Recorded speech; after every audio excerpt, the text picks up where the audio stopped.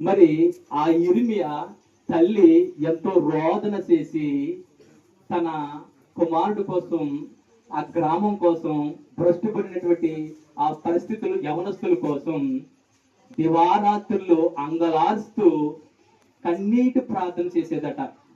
ఎవరండి? ఇర్మియా తల్లి. ఒక బిడ్డలు ఒకైనటువంటి పరిస్థితుల్లో ఎదగాలంటే, ఒక బిడ్డలు సరైనటువంటి మార్గంలో నడవాలంటే ఆ తల్లి ఏం నేర్చుకోవాలండి? అంగలార్పునేటువంటి విద్య నేర్చుకోవాలి.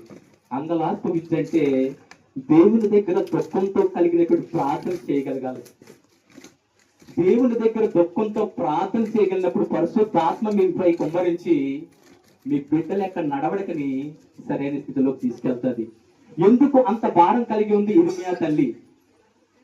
ఇర్మియా తల్లి కోసం ఆ పేరును ఆ బైబిల్ గ్రంథంలో చెప్పలేదు, కానీ ఒక స్త్రీ వేదన పడినటువంటి ఆ ప్రసవ వేదన దానికోసం ప్రస్తావించడం జరిగింది. చూడండి, ఇర్మియాకి వివాహం కాలేదు. ఎంత భయభక్తులు కలిగి ఇర్మియా తన తల్లి చేసినటువంటి అంగలార్పు ప్రార్థన ఆ కుమారుడిపై ఎంత ప్రభావం చూపించిందో.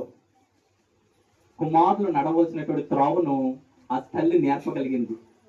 చాలా మంది ఈ లోకంలో మంచి విద్యా వ్యవస్థలకు పంపిస్తూ ఉంటారు, మంచి స్కూల్స్ కి పంపిస్తూ ఉంటారు, కానీ మొట్టమొదటి విద్య ఎక్కడంటే తల్లి దగ్గరే.